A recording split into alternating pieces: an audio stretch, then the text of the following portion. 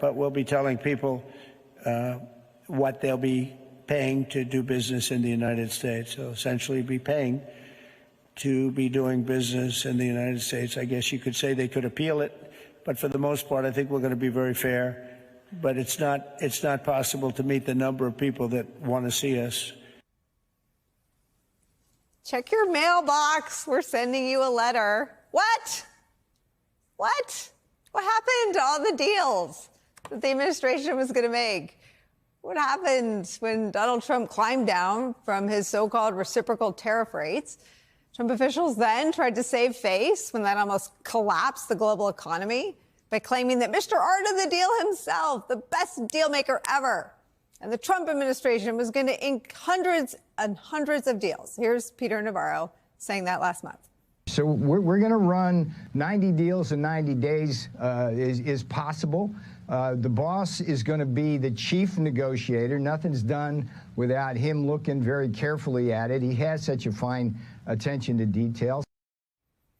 Such a fine attention to detail that there are no deals. There's no deals. There's a framework for one deal with the UK.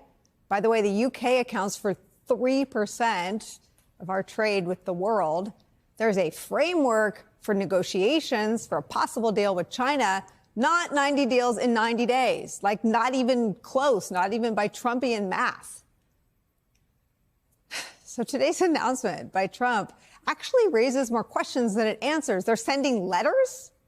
It's unclear what countries are going to get their letters and whether these new tariff rates in the letters are going to replace the reciprocal tariff rates that were put in place by Donald Trump in the Rose Garden on Liberation Day, but then subsequently frozen after Liberation Day.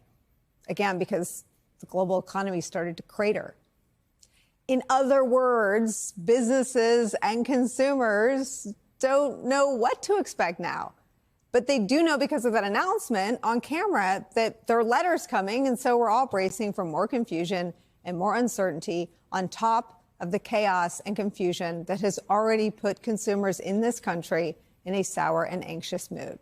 CNBC reports this, quote, U.S. consumers are becoming increasingly worried that tariffs will lead to higher inflation.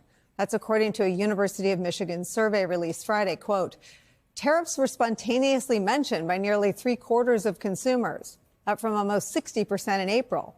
Uncertainty over trade policy continues to dominate consumers' thinking about the economy.